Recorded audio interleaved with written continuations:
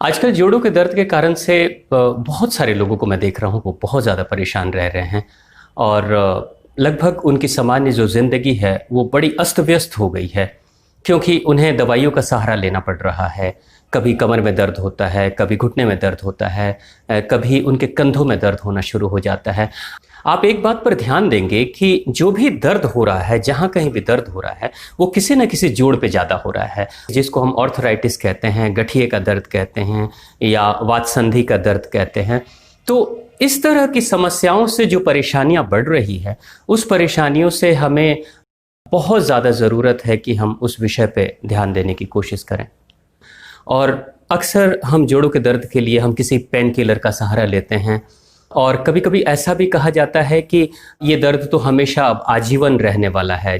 तो ऐसे स्थिति में क्या हमारे पास एक ही समाधान है कि हम सिर्फ दवाइयों को खाकर दर्द को दबाएं, या फिर अगर घुटने का दर्द हो रहा है तो क्या घुटने का रिप्लेसमेंट हम करा लें? हमारे पास क्या उपाय है?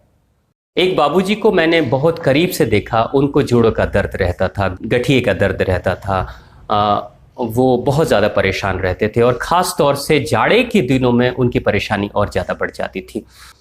जोड़ों के दर्द को आयुर्वेद में वातरोग कहा जाता है। वातरोग यानी गैस से होने वाली समस्या। अब एक बात जो समझने की है कि गैस से होने वाली जो समस्या है, जिसके कारण से जोड़ों में दर्द हो रहा है और धीरे धीरे दर्द इतना ज़्यादा बढ़ता है कि शरीर के सभी जोड़ों में दर्द होना शुरू हो जाता है।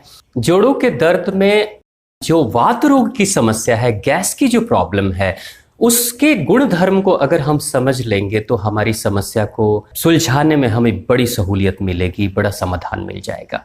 जैसे उदाहरण के तौर पे आप याद करें कि आपके कमरे में कोई धूप नहीं जा रही है, लेकिन आपने किसी कपड़े की सफाई की है, कमरे में ही आपने डाल दिया है, लेकिन कुछ देर के बाद आप देखते हैं कि गीला कपड़ा भी आपका सूख जाता है बिना किसी धूप की रोशनी के।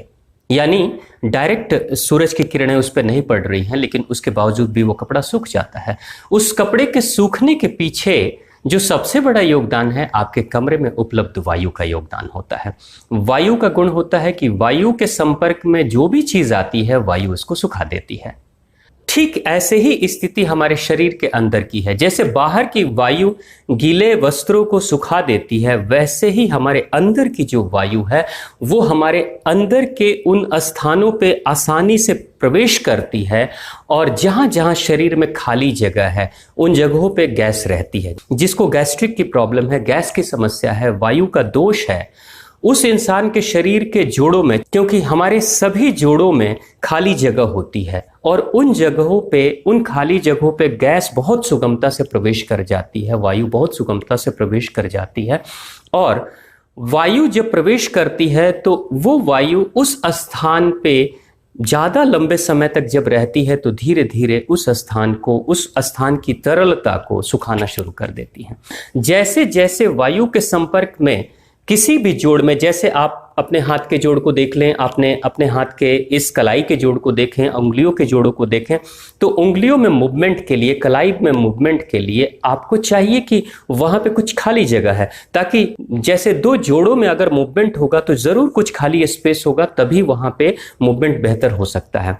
और जैसे किसी भी मशीनरीज में जहां पे दो मूवमेंट करने वाले पार्ट्स मिलते हैं तो वहां ग्रीज होता है, वहां चिकनाई होती है, ताकि घर्षण कम हो और बहुत आसानी से मूवमेंट होता रहे और मोड़ों पे कोई तनाव ना हो। यही स्थिति हमारे शरीर के साथ भी आती है। हमारे शरीर में जिन जिन मोड़ों पे, जिन जिन जोड़ों के ऊपर खाली जगह है, अगर हम गैस की समस्या से परेशान हैं, हम वात रोग से परेशान हैं, हमको कॉन्स्टिपेशन, कब्ज की शिकायत रहती है, तो निश्चित तौर से वो हमारे शरीर की अंदरूनी वायु उन जगहों पे चली जाएगी जहां पे खाली स्थान है। और खाली स्थान वायु को सारे जोड़ मिलते हैं, चाहे वो कंधे का जोड़ हो, चाहे घुटने का जोड़ हो, चाहे उंगलियों का जोड़ है, चाहे कलाई का जोड़ हो, चाहे कमर का जोड़ हो, सभी जोड़ों पे, सारे ज्वाइंट्स में खाली जगह मिल जाती है और उन खाली जगहों में वायु को प्रवेश करना बहुत आसान हो जाता है। और लंबे समय तक अगर वायु रहती है, जैसे अगर किसी इंसान को लंबे समय तक कब्ज की शिकायत रहती है,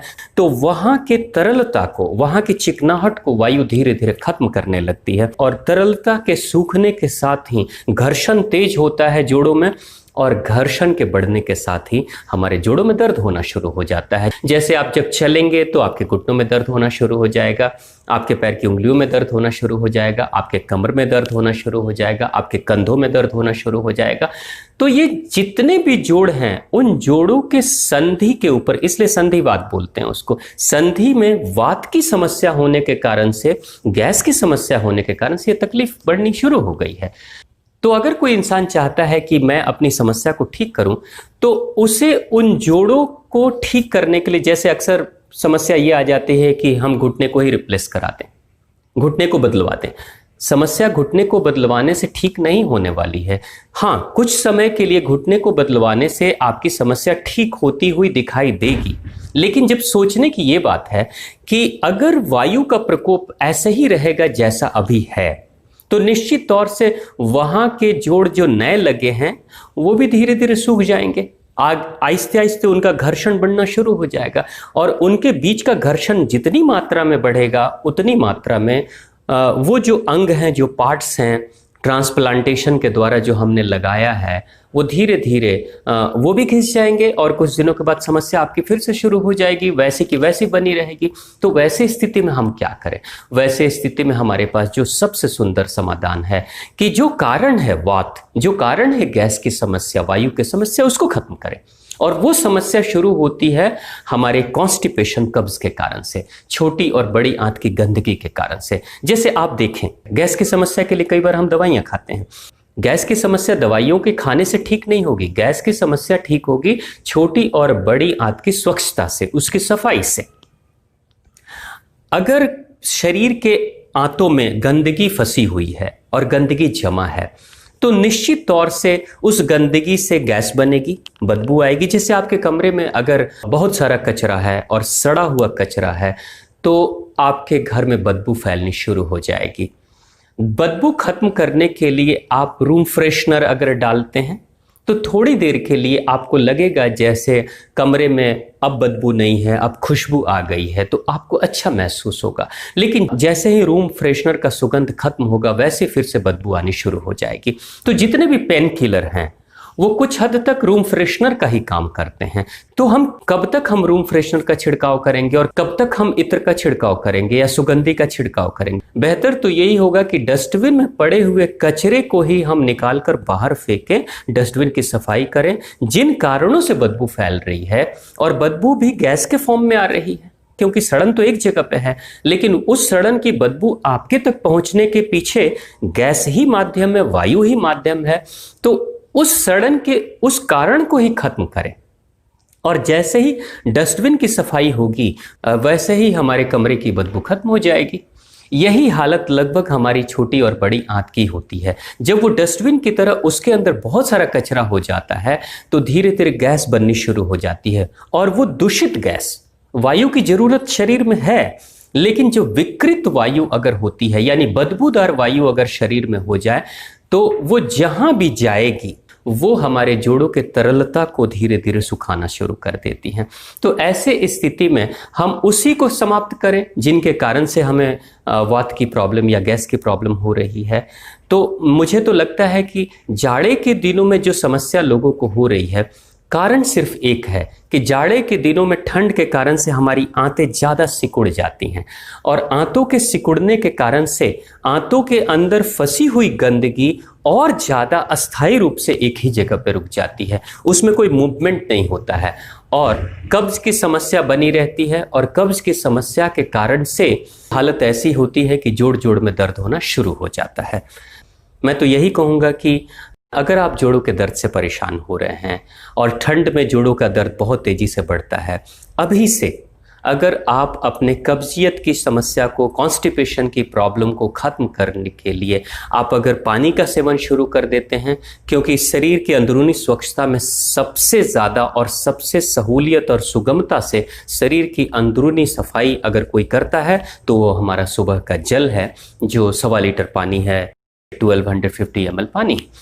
अगर उसका सेवन आप शुरू कर देते हैं तो निश्चित तौर से आपको कब्जियत से राहत मिल जाएगी और कब्ज की राहत मिलने के साथ में गैस की जो समस्या है वो भी खत्म होने लगेगी। और गैस की समस्या जैसे जैसे खत्म होगी वैसे वैसे आपके शरीर में, आपके जोड़ों में जो तरल पदार्थ है, शरीर हमेशा तरल पदार्थ को बनाते रहता है, तो गैस जो सुखा रही है उसको हमने जैसे ही खत्म किया वैसे ही शरीर की तरफ से तरल पदार्थ तो हमेशा बन रहे हैं, तो नमी, तरलता, चिकनाहट बननी शुरू हो जाती है। हमारे शरीर के जोड़ों को पर्याप्त मात्रा में तरलता मिलनी शुरू हो जाती है, चिकनाई मिलने लगती है। नतीजा ये होता है कि जोड़ों का दर्द धीरे धीरे खत्म होने लगता है।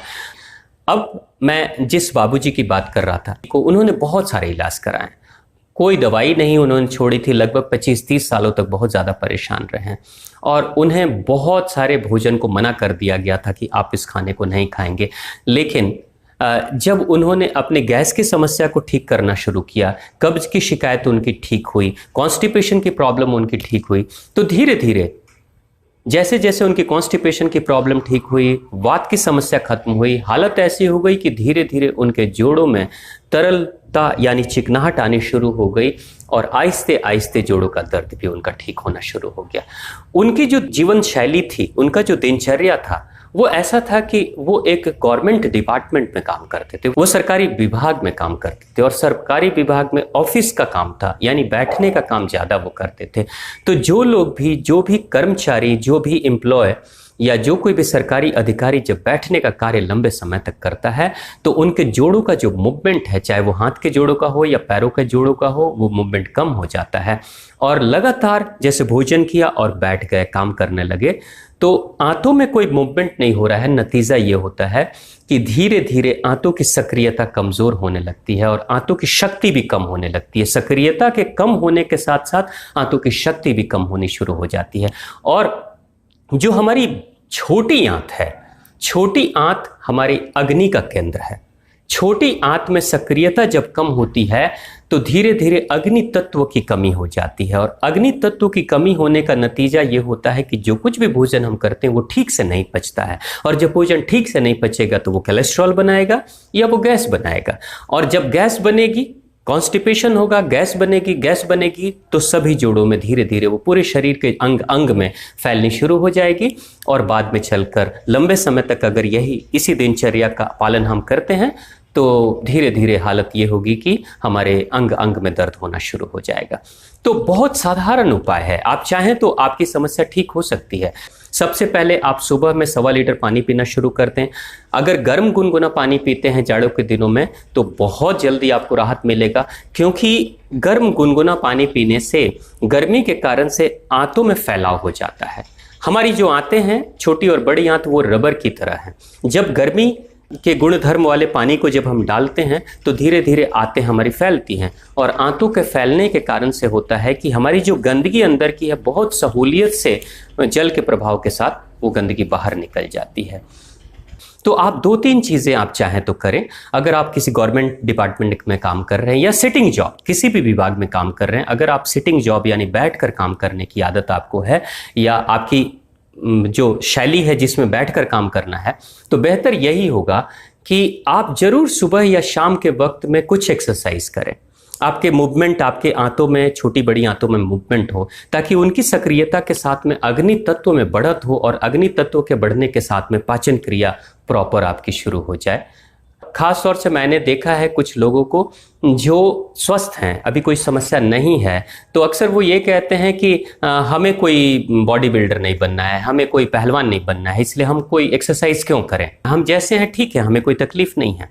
बात बिल्कुल सही है कि आपको कोई तकलीफ नहीं है, लेकिन आपके शरीर में अग्नि तत्व में अगर जब कभी भी कमी आ जाएगी, जो आती है कमी समय के साथ में, अगर इंसान फिजिकल वर्क नहीं कर रहा है तो उसके छोटी आंत की ऊर्जा धीरे धीरे कम होनी शुरू हो जाती है। नतीजा ये होता है कि अग्नि तत्व में कमी आनी शुरू हो जाती है और अग्नि तत्व में जब कमी आती है तो पाचन क्रिया डिस्टर्ब हो जाती है और पाचन क्रिया के डिस्टर्ब होते ही शरीर में खाना नहीं पचता है, फिर कोलेस्ट्रॉल बनता है, फिर गैस की समस्या शुरू होती है, कॉन्स्टिपेशन की प्रॉब्लम शुरू होती है और उसी के नतीजे में जोड़ों का दर्द है, चाहे वो घुटने का हो, चाहे कमर का हो, चाहे कंधे का हो, चाहे शरीर के अंग अंग में जोड़ों का दर्द हो, सभी के पीछे कारण एक ही है और वो है कॉन्स्टिपेशन।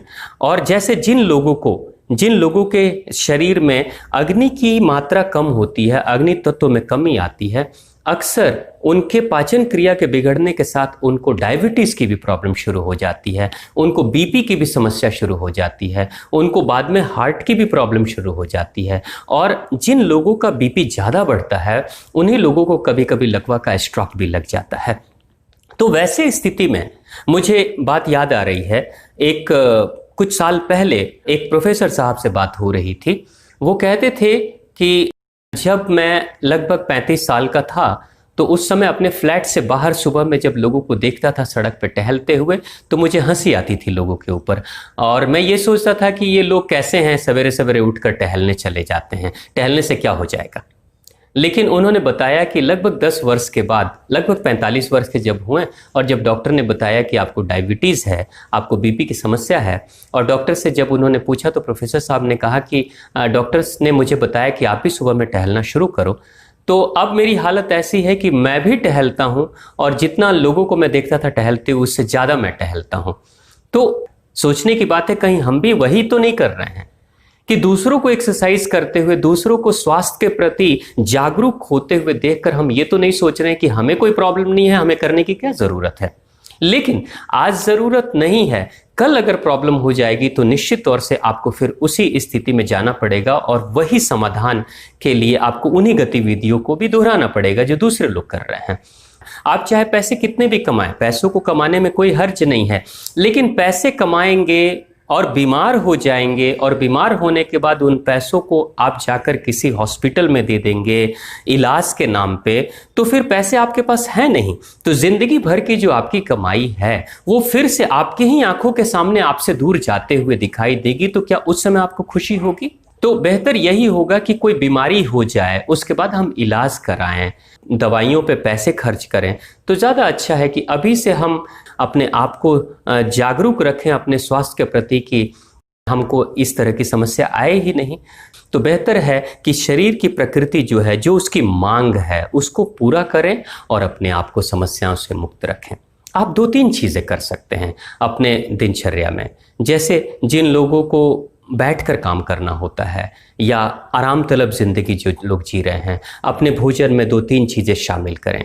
जब आप रोटी बनाते हैं, फुलके बनाते हैं, तो अक्सर मैंने देखा है कि आटे हम खरीद कर लाते हैं बाहर से, बहुत महीन बारीक आटे होते हैं, मैदे जैसे चिकने आटे होते हैं।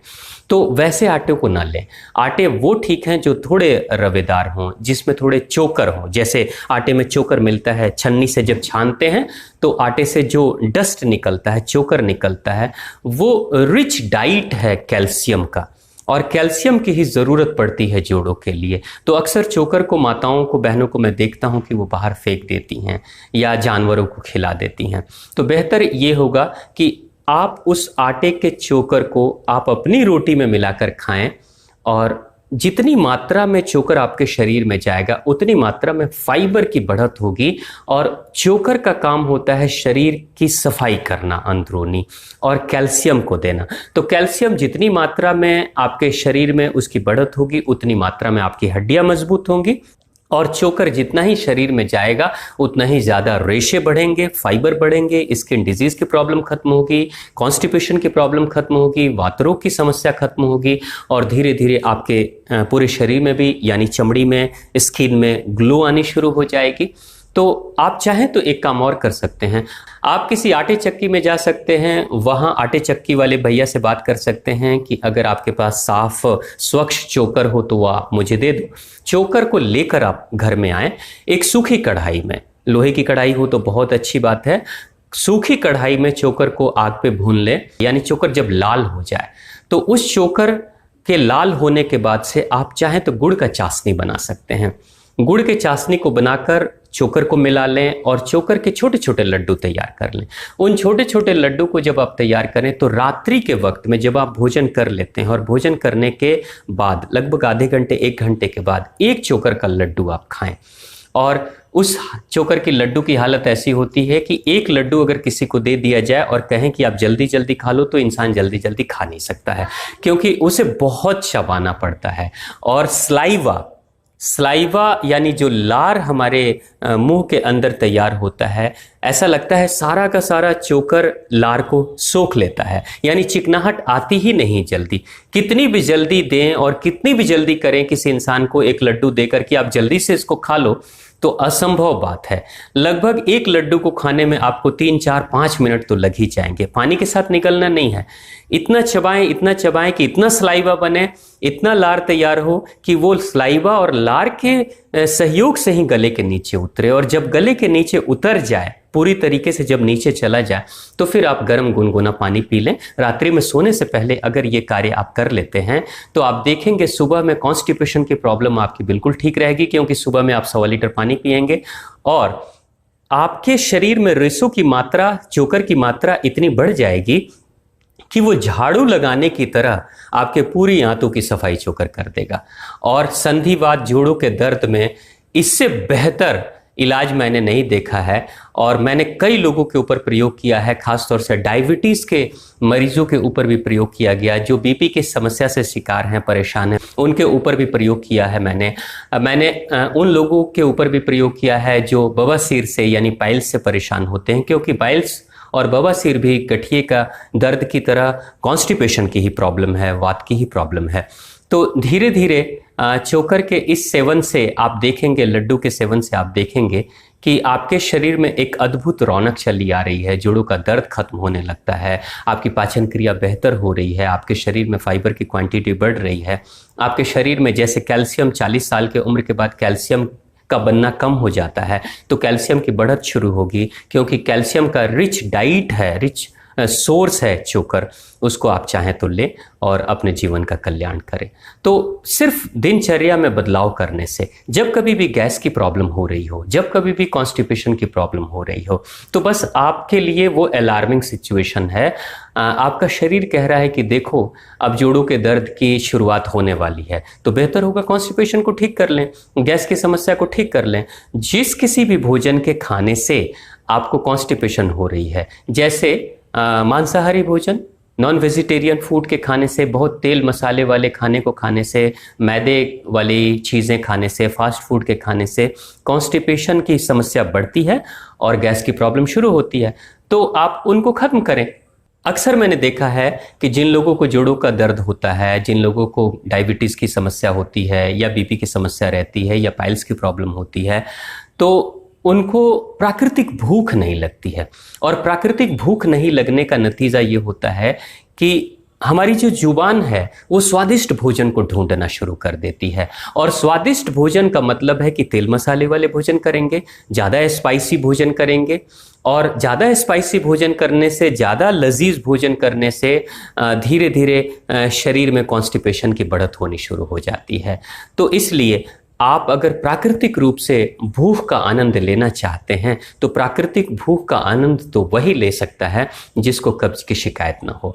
और कब्ज की शिकायत अगर हो रही है, कॉन्स्टिपेशन की शिकायत हो रही है, तो फिर आपको सिंपल रोटी, दाल, चावल, सब्जी अच्छी नहीं लगेगी। फिर तो आप चाहेंगे कि कुछ तड़केदार, मसालेदार, कुछ ज़्यादा स्वादिष्ट भोजन दिया जाए मुझे। तो इसलिए आपने देखा होगा कि बढ़ती उम्र के साथ में जैसे जैसे लोगों को कब्ज की, कॉन्स्टिपेशन की प्रॉब्लम होती है, वैसे वैसे उनकी ज़ुबान ज़्यादा टेस्टी भोजन मांगना शुरू कर देती है। फिर वो हेल्थ कॉन्शियस नहीं होते हैं, जबकि डॉक्टर साहब ने मना किया है कि भाई ऐसे खाने खाने से आपको परेशानी बढ़ेगी, लेकिन वो कहते हैं छोड़ो कोई बात नहीं, मुझे दो, क्योंकि शरीर में प्राकृतिक भूख तो लग नहीं रही है। और प्राकृतिक भूख नहीं लग रही है तो वो आर्टिफिशियल भूख के कारण से वो स्वादिष्ट भोजन करना शुरू कर देते हैं। तो इनके ऊपर आप विचार करें, और जो फायदेमंद भोजन है, जो आसानी से पचने वाला भोजन है, उस भोजन को करें। स्वाद के पीछे ना भागें, स्वास्थ्य के बारे में सोचें। जो स्वास्थ्यकर भोजन है उसके ऊपर चिंतन करना शुरू करें। मैं तो देखता हूं कि लोगों की परेशानियां बीमारियों के कारण से नहीं होती। इंसान परेशान बीमारियों के कारण से नहीं है, इंसान परेशान अपनी 3 इंच की जुबान के कारण से है। ये जो 3 इंच की जुबान है ना, ये जुबान अपनी मनमानी करते रहती है और इंसान उसके पीछे दौड़ते रहता है, क्योंकि वो जो कहती है वही हम करने लगते हैं। और नतीजा ये होता है कि जुबान को तो सिर्फ मतलब है अपने स्वाद के लिए जुबान तो स्वाद ले लेती है, उसके बाद गले में डाल देती है, फिर मर्जी शरीर की कि अब जो भी सजा भुगतनी है शरीर को भुगतनी है। मुझे तो लगता है कि हालत ऐसी हो जाती होगी कि जब स्वादिष्ट भोजन जब हम अपने मुंह में डालते हैं तो जुबान तो बड़ी खुश होती है, बड़ी आनंद लेती है, लेकिन पेट बेचारा नीचे से रो रहा होगा, कहता होगा ओह क्षमा करो, फिर से मुझे सजा देने के लिए, फिर से तुम ये खतरनाक भोजन क्यों डाल रहे हो मेरे अंदर। लेकिन हमारी हालत तो ऐसी है कि जुबान, 3 इंच की जुबान हमारे इस 5 और 6 फीट के शरीर का बेड़ा गर्क कर देती है, लेकिन हमारा मन है कि बस मानता ही नहीं। तो हम तो अपने मन के गुलाम हैं, और जब मन मानता नहीं, जुबान को मना पाते नहीं, समझा पाते नहीं, हम पेट का कहते हैं कि कीमा निकाल देते हैं। बेचारी छोटी और बड़ी आंत परेशान रहती है, हार्ट कमज़ोर होता है, ब्रेन कमज़ोर होना शुरू हो जाता है, लीवर और किडनी भी खराब होने लगती है। फिर हम चिकित्सकों के चक्कर में पड़ जाते हैं, उनके पास दौड़ना शुरू कर देते हैं। फिर हम कहते हैं कि मैं तो बिल्कुल अच्छे जीवन को जी रहा हूँ, फिर भी इतनी परेशानी क्यों है।